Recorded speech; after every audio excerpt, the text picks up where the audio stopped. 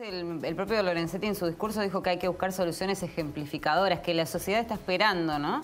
Que Sí. ellos vienen escuchando las necesidades de la sociedad, de las mujeres, de los empresarios, de los consumidores, pero hay que buscar soluciones, hay que terminar con la impunidad. Fueron otras de las frases que él mencionó. Dijo, estamos dispuestos a terminar con esa impunidad. Fueron palabras de Lorenzetti, pero yo creo que el doctor Borinsky también va a poder hacer un análisis más profundo. ¿Qué le pareció a usted, doctor? Me pareció muy interesante. Hay que cambiar varias cosas. El Estado le habla a la sociedad a través del Código Penal y le comunica cuáles son sus valores. Pero tenemos que cambiar el sistema penal porque si no la inseguridad, el narcotráfico nos va a cambiar a nosotros como sociedad. Tenemos que cambiar el catálogo de delitos que tiene casi 100 años. Tenemos que cambiar el Código Procesal que ya está aprobado por el Congreso de la Nación, un código ágil, con celeridad. Necesitamos transparencia. La sociedad pide transparencia, quiere saber qué sucede en la justicia.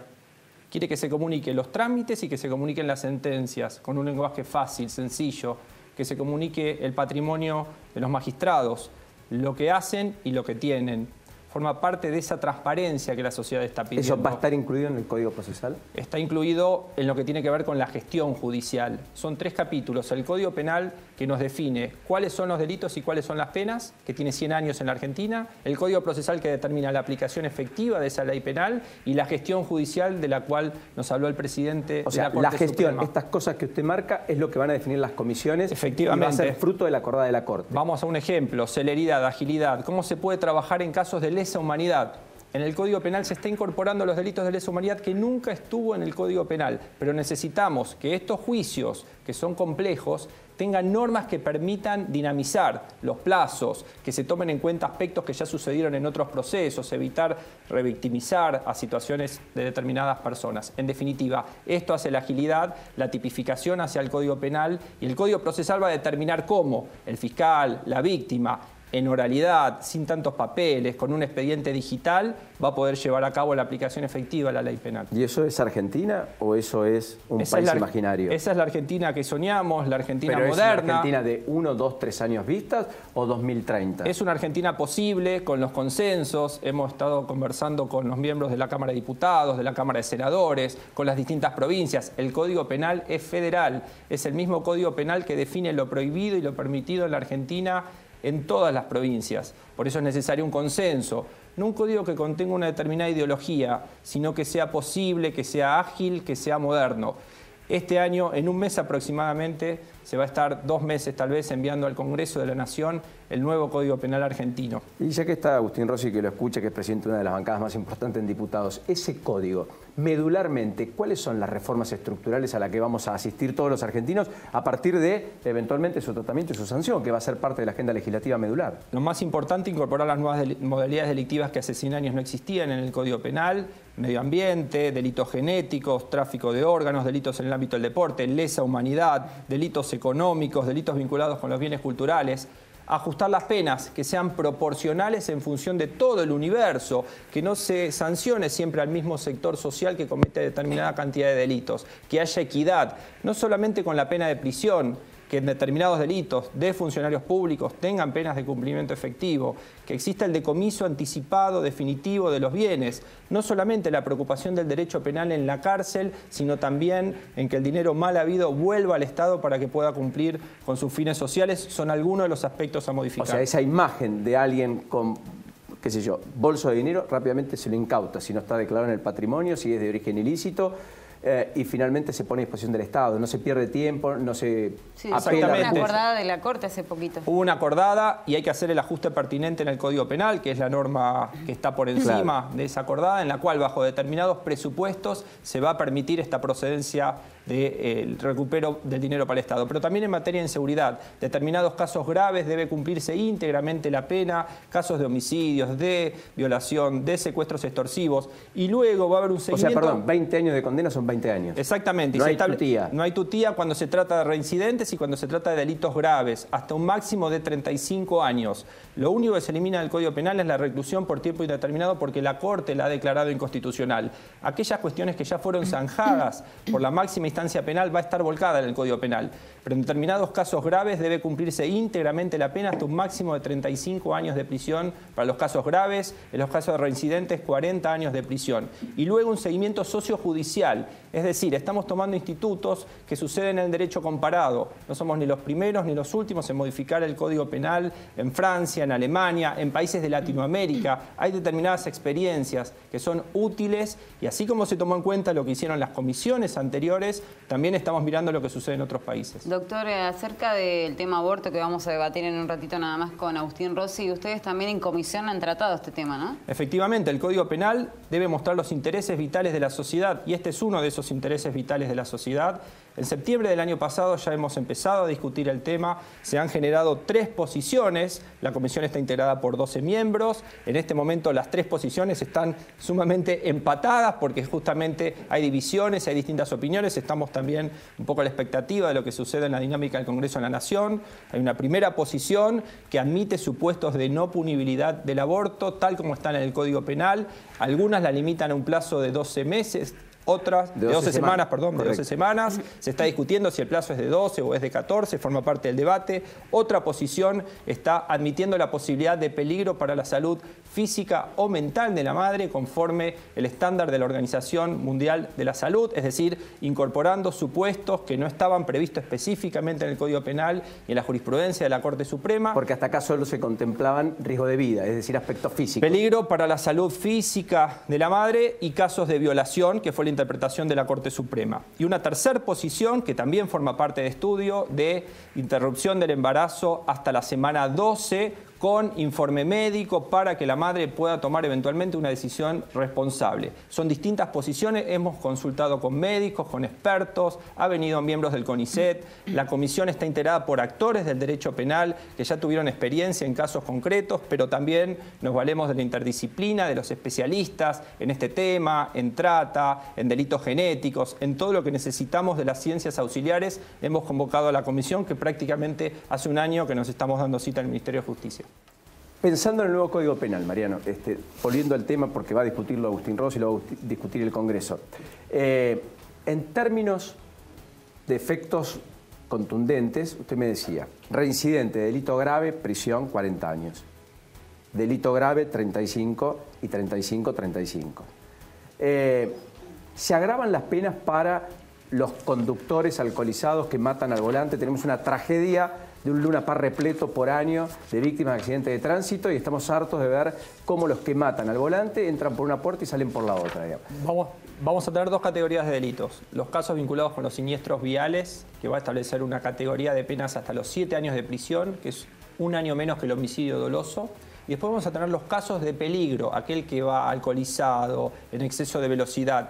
Esto es la experiencia que hubo en España. Correcto. Tipificando y catalogando esta clase de delitos podemos evitar muertes. Entonces, en determinadas situaciones de peligro, además de tipificar cuando se produce la muerte, vamos a anticiparnos en el Código Penal y a tipificar este tipo de conductas. Lo mismo con el tema de las armas. Los casos de inseguridad tienen vinculación muchas veces con los casos de tenencia de armas. Hay 2 categorías y las tenencias de armas de uso civil están en un escalón muy bajo. Elevándolas, consideramos que podemos mejorar o adelantar algún tipo de este tipo de conductas, que podemos evitar otro tipo de hechos. O sea, para evitar que la sociedad se arme. Por ejemplo, y los casos de tenencia de armas de uso civil muchas veces demuestran que son los casos de armas que están en los delitos contra la propiedad. Pero otras cosas más, narcotráfico, los casos de organizaciones internacionales con penas mucho más altas que las que tienen hoy en día, sin necesidad de estar criminalizando los casos de tenencia para consumo personal, que ya la Corte ha dicho que es inconstitucional y que sigue estando en el Código Penal. No es necesario tipificar esta conducta porque nos llena de expediente en tribunales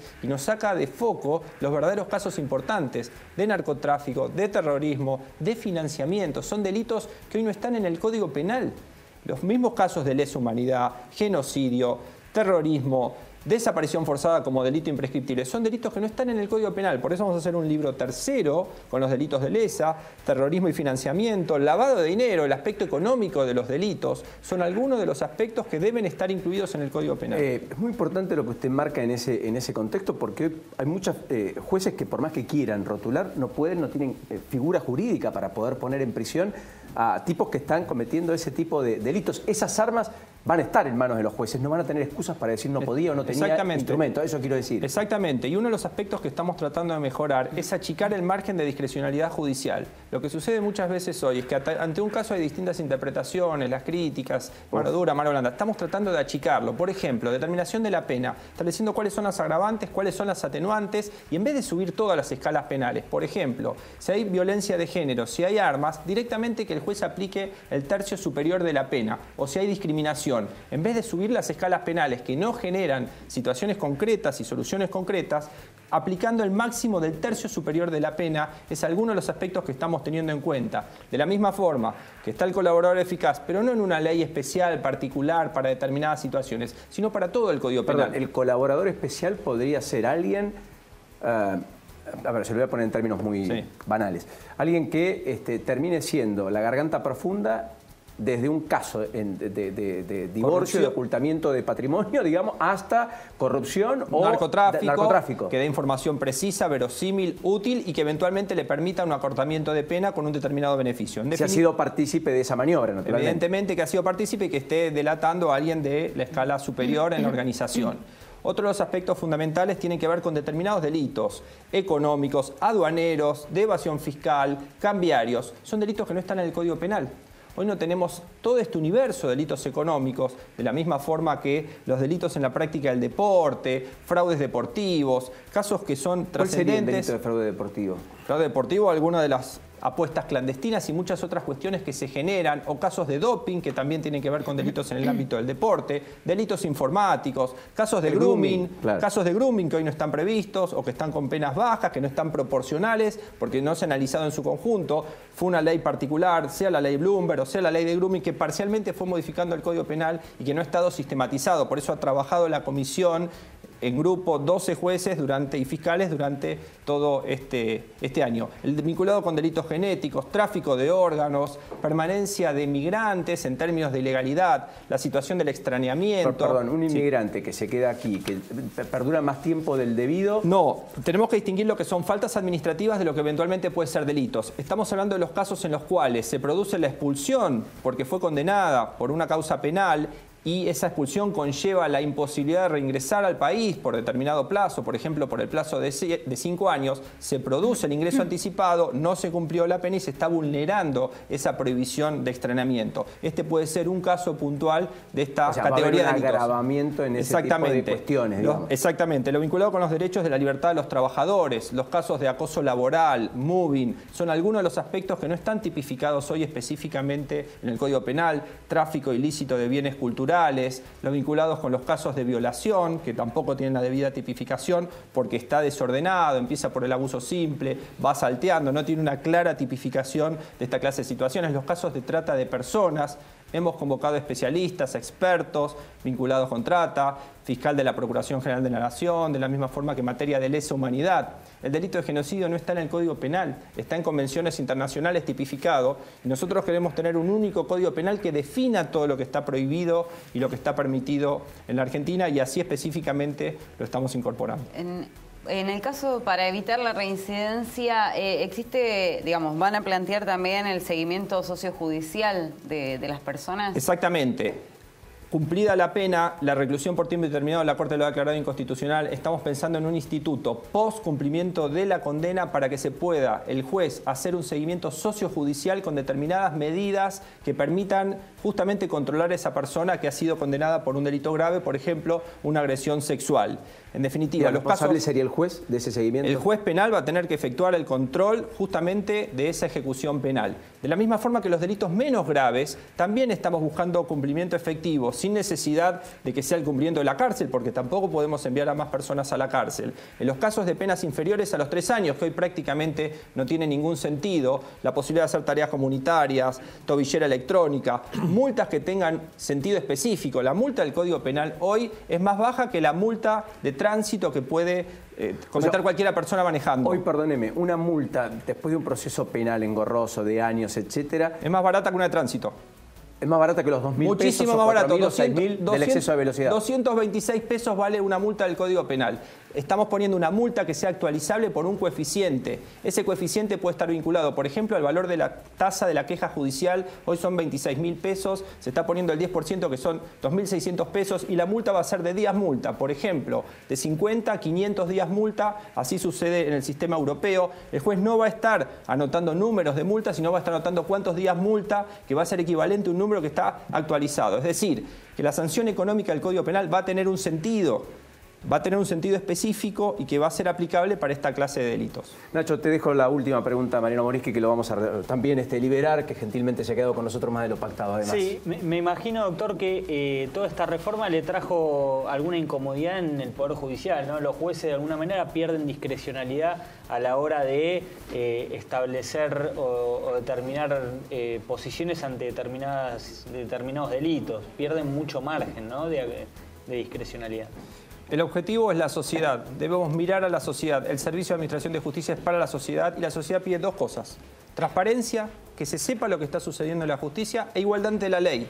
Todos somos iguales ante la ley, la víctima tiene derecho al proceso, el fiscal es el que acusa, el juez es el que decide y las pautas deben ser claras para todos. Para los operadores del derecho, para los que aplican el derecho, muchos de los artículos van a mantener su articulado, pero básicamente para los destinatarios de ese Código Penal, que son los ciudadanos que viven en Argentina y que quieren saber con claridad qué es lo que está prohibido, qué es lo que está permitido y cuáles son sus penas. El fiscal va a tener un rol mayor en la investigación y en la instrucción de todo el proceso penal. Efectivamente, en el proceso penal que fue aprobado y que está próximo a ser definitivamente puesto en práctica, el fiscal es el que lleva la investigación y es el juez quien toma las decisiones finales vinculadas con las garantías constitucionales, principalmente la libertad. Pero un allanamiento lo puede determinar un fiscal. Determinados casos específicos de urgencia podrá ser el fiscal y en otros será el juez. Doctor Morischi, gracias por esta generosidad. No, por favor, muchas gracias a ustedes. Muy gentil, ¿eh? Muy claro, didáctico. Sí. Parece un programa de esos que uno puede poner en un recuadrito a propósito de lo que se viene, un debate no menor, Paola, en todo lo que tenemos por delante en el ámbito de la discusión pública.